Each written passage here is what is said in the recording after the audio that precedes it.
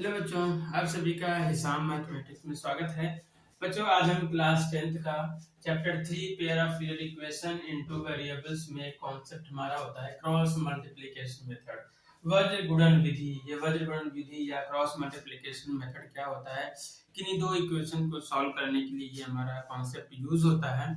इससे पहले हमने क्या किया था, एलिमिनेशन मेथड पढ़ा और सब्स्टिट्यूशन मेथड पढ़ा है। फिर उससे पहले हमने ग्राफिकल मेथड भी पढ़ा है कि कैसे हम दो इक्वेशन को सॉल्व करते हैं। तो दो इक्वेशन को सॉल्व करने के लिए एक और हमारे पास मेथड होता है, जो ये अलजेब्राइक मेथड होता है, तीसरा टाइप का है क्रॉस मल्टीप्लिकेशन मेथड। ये एग्जांपल के थ्रू हम क्या करते हैं, इस मेथड को समझते हैं, इसको हम सॉल्व करते हैं। सबसे पहले क्या करेंगे कि जो हमें इक्वेशन दिया हुआ है उसके जनरल फॉर्म में लिखेंगे। जनरल फॉर्म क्या होता है, linear equation in two variables का जनरल फॉर्म होता है हमारा a1x plus b1y plus c1 equal to 0 and second equation को बोलते हैं a2x plus b2y plus c2 equal to 0। ये हमारा दो इक्वेशन है जो जनरल फॉर्म है। तो इनको हम इसमें पहले क्या करेंगे, कन्वर्ट कर लेंगे, उसके बाद क्रॉस मल्टीप्लिकेशन मेथड को अप्लाई करेंगे। यहाँ पे हमारा क्या है, पहला इक्वेशन है 2x प्लस y, ये 5 इधर आएगा तो -5 हो जाएगा, इज इक्वल टू 0। ये इक्वेशन नंबर 1 हो गया हमारा। फिर इक्वेशन नंबर 2 क्या है, 3x प्लस 2y, ये हमारा 8 है, इक्वल के इधर है, राइट साइड में इक्वल के है, इसको हम लेफ्ट साइड में लाएंगे, प्लस है तो -8 इज इक्वल टू 0। ये इक्वेशन नंबर 2 हो गया हमारा। अब क्या करते हैं, क्रॉस मल्टीप्लिकेशन का मेथड यूज करते हैं, वज्र गुणन विधि का इस्तेमाल करते हैं। तो इसका एक फार्मूला भी होता है, फार्मूला हम लास्ट में आपको बताएंगे कैसे फार्मूला हमारा आता है, और उस बिना फार्मूले से ही हम क्या करेंगे, इनको हम निकाल सकते हैं। और फार्मूला याद करने की जरूरत नहीं पड़ेगी आपको। यहाँ पे देखते हैं, जिसे हमें यहाँ पे क्या है, इन इक्वेशन को सॉल्व करने का मतलब ये है कि हमें x की वैल्यू फाइंड करनी है और यहाँ पे y की वैल्यू फाइंड करनी है। ऐसी वैल्यू होनी चाहिए जो दोनों इक्वेशंस को सेटिस्फाई करे, जो दोनों समीकरण क्या करे, संतुष्ट करती है। वही हमारा x y का जो मान होता है वही इन समीकरण का हल होता है। अब इसको हम कैसे अप्लाई करते हैं ये देख लेते हैं। जैसे हमें क्या करना है, x डिवाइड बाय निकालना है, x डिवाइड बाय। तो x डिवाइड बाय निकालने के लिए क्या करेंगे, हम x वाला टर्म क्या करेंगे, पूरा ढक लेंगे। x वाला टर्म ढकने के बाद अब क्या है कि इसका कोफिशिएंट का इससे मल्टीप्लाई करेंगे, फिर इस नंबर से इसके कोफिशिएंट से मल्टीप्लाई करेंगे।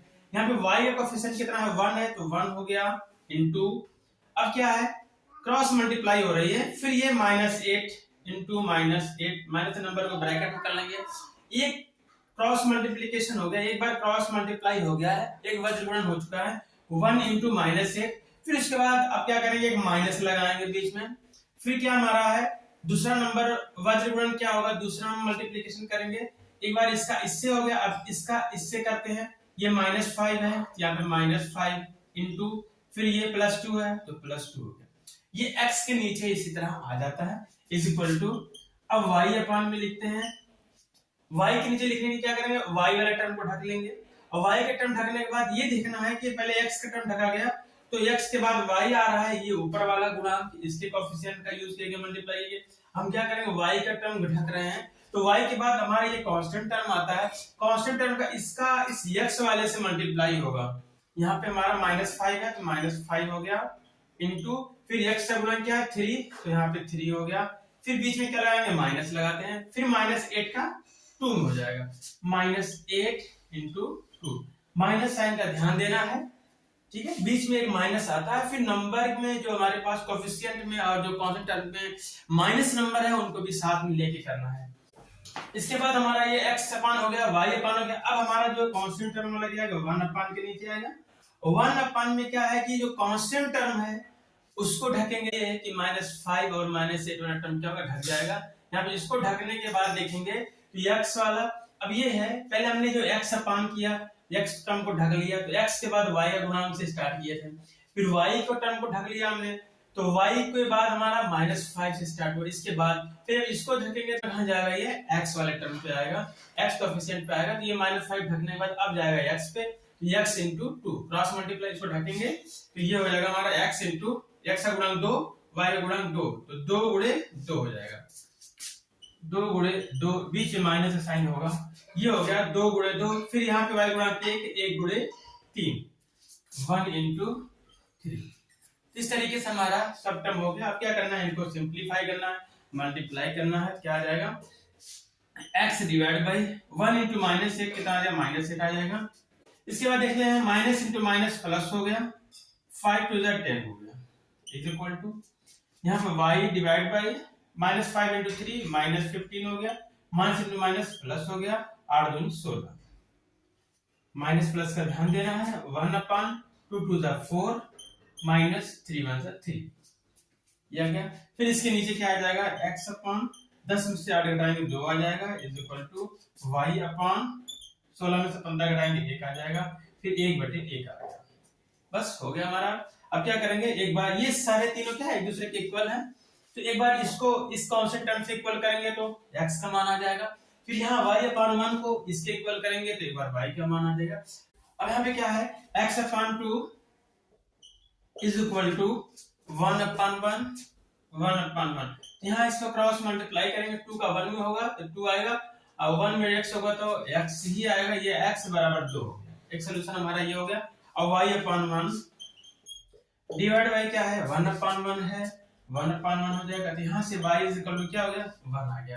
तो इस तरीके से हमारा जो हल है समीकरण का, और दिए समीकरण का हल क्या है, तो सोल्यूशन हमारा क्या हो जाएगा, सोल्यूशन होगा x बराबर 2 और y बराबर 1। तो इस तरीके से हम क्रॉस मल्टीप्लिकेशन या वज्र गुणन विधि का उपयोग करके, प्रयोग करके हम आसानी से उसका आंसर निकाल सकते हैं। बहुत कम स्टेप में हम क्या कर सकते हैं, इक्वेशन का वैल्यू फाइंड कर सकते हैं, उनके x और y का मान निकाल सकते हैं। तो इस तरीके से अगर हम प्लस और माइनस का ध्यान दें, तरीके पर ध्यान दें, कॉन्सेप्ट पे ध्यान दें, तो हमारा इस मेथड से बहुत ही आसानी से सॉल्व हो जाएगा इक्वेशन। तो अब एक और एग्जांपल लेके हम इसको करते हैं। तो बच्चों हमारा ये क्वेश्चन है, इसको हम क्रॉस मल्टीप्लिकेशन मेथड या वज्र गुणन विधि के द्वारा हल करते हैं, सॉल्व करते हैं इसको। x - 3y - 7 0 इक्वेशन 1 है, 3x - 3y - 15 0 इक्वेशन नंबर 2 है। तो इसको हम सॉल्व करते हैं। हमने क्या किया था, पहले x अपान लिखते हैं, x डिवाइड बाई x के नीचे वाला टर्म लिखेंगे। x के नीचे वाला टर्म लिखने के लिए क्या करेंगे, x वाला टर्म पूरा क्या करते हैं, ढक लेते हैं, कवर कर लेते हैं। तो ये हमारा ढक गया। ध्यान रहे कि इसके कोएफिशिएंट का साइन भी ना ढके। ये हमने x वाला टर्म ढक लिया, x वाला टर्म हटा दो। अब क्या बचेगा, x के बाद हमारा ऊपर वाले इक्वेशन पे ध्यान देना है, x के बाद हमारा y वाला टर्म आएगा, तो ये y का गुणांक लेंगे, y के कोएफिशिएंट को लेंगे। कितना y का कोएफिशिएंट -3 है, यहाँ -3 इनटू क्रॉस मल्टीप्लाई होगा, इसके बाद नीचे आएंगे क्रॉस में, ये इसका इसके साथ में होगा। ये क्या है, -3 इनटू -15 हो गया, दोनों नंबर माइनस है। उसके बाद क्या करते हैं, बीच में माइनस का साइन लगाते हैं। अब क्या होगा, ये इसका हो गया, फिर इनका क्रॉस मल्टीप्लाई करते हैं। ये कितना है, -7 इनटू ये कितना -3, ये -3। माइनस साइन का ध्यान देना है, जहां जहां माइनस आएगा कोएफिशिएंट वहां उसको लेना होगा। उसके बाद बीच में एक माइनस भी आता है, फिर इज इक्वल टू, अब y डिवाइड में लिखना है, y के नीचे लिखना है, तो y वाला टर्म क्या होगा, ढकना होगा। अब क्या करेंगे, y वाला टर्म ढकेंगे, तो ये हमारा y वाला ढक गया। अब y के बाद हमारा ये वाला कोएफिशिएंट आ रहा है, ये हमारा y के बाद अब ये कांस्टेंट टर्म आ रहा है -7, तो -7 लेंगे। अब क्रॉस मल्टीप्लाई हुई कहां पर, अब x वाले टर्म में होगा, क्योंकि y वाला ढक गया है, क्रॉस होगा तो 3 आ जाएगा, 3 बीच में माइनस हो गया, फिर -15 इनटू, अब ये ढका हुआ है तो x का गुणांक 1 है, 1 हो गया। ये हमारा y के नीचे आ गया, जिसके नीचे लिखना है उस टर्म को ढकना होगा, कवर करना होगा, इज इक्वल टू, अब 1 अपान लिखना है। बस ये भी ध्यान रखना है कि इक्वेशन हमारा जनरल फॉर्म में हो, a1x + b1y + c1x 0। तो ये हमारा इक्वेशन उस फॉर्म में है पहले से। अब क्या करेंगे, अब कांस्टेंट टर्म के नीचे लिखना है, तो कांस्टेंट टर्म वाला क्या करेंगे, ढकेंगे। तो कांस्टेंट टर्म वाला ढकेंगे, तो यहाँ पे -7 -15 को ढकेंगे, तो इसके बाद घूम के फिर हमारा स्टार्टिंग में x पे आ जाएगा, क्योंकि पहले यहाँ पे इसको ढका था हमने, यहाँ पे आ गए, फिर इसको ढकने के बाद आगे आ गए। ये चक्रीय क्रम होता है, साइक्लिक ऑर्डर में चलते हैं। तो -7 के बाद कहाँ आएंगे, x का गुणांक पे ये ढकेंगे, तो x का गुणांक 1 है, तो 1 गुणे हो गया। फिर इसका क्रॉस मल्टीप्लाई होगा इसके साथ में, -3 के साथ में, यहाँ -3 होगा, बीच में एक माइनस लगता है, ये हो गया। अब इसका कोएफिशिएंट होगा 3 × -3, ये हो गया, इसमें भी हो गया। अब क्या करेंगे, थोड़ा सा सिंपलीफाई कर लेते हैं इसको, क्या हो जाएगा, x डिवाइड बाई -3 -15 कितना हो जाएगा, ये -3 है, माइनस माइनस प्लस हो गया पहले तो, फिर 3 में 15 थोड़ा करेंगे, आगे 15 3 45, फिर ये माइनस है, माइनस इंटू माइनस प्लस हो गया, फिर प्लस इंटू माइनस माइनस हो गया, यहाँ पे माइनस आएगा तो 7 तरीक 21 इक्वल टू, पहले साइन को देख लेते हैं, y अपान इसे यहाँ माइनस है प्लस है तो माइनस ही आएगा, 7 तरीक 21 हो गया, फिर माइनस माइनस प्लस हो गया और 15 का नाम 15 आ गया प्लस 15 इक्वल टू, यहाँ पे 1 अपान 1 प्लस है, ये माइनस है तो माइनस होगा, 3 का नाम 3 माइनस माइनस फिर प्लस हो गया, 3 तरीक 9। अब यहाँ पे क्या हो जाएगा, अब क्या करेंगे 45 में से 21 को घटा लेंगे, 5 में से 1 गए 4, 4 में से 2 गए 2, x बटे 24 इज इक्वल टू y अपान, फिर क्या करेंगे ये 21 में से 15 को घटा लेंगे तो कितना आ जाएगा 6, लेकिन माइनस वाला नंबर बड़ा है मैग्नीट्यूड में तो माइनस होगा, y upon minus 6 is equal to 1 upon 9 में से 3 गए 6, ये हमारा इतना आ गया। अब इसका क्या करना है, ये तीनों आपस में एक दूसरे के इक्वल हैं, तो एक बार इस x वाला टर्म लेके इस कांस्टेंट टर्म के साथ इक्वेट कर लेंगे, बराबर कर लेंगे, तो क्या आ जाएगा x बटे 24 बराबर 1/6, ये क्या हो जाएगा क्रॉस मल्टीप्लाई होगा, 6 का x में गुणा होगा कितना हो जाएगा 6x हो जाएगा, फिर 24 का 1 में गुणा होगा बराबर 24 आ जाएगा, यहाँ से x बराबर आ जाएगा हमारा 24 बटे 6, तो 6 चौक 24, x बराबर कितना आ गया 4 आ गया।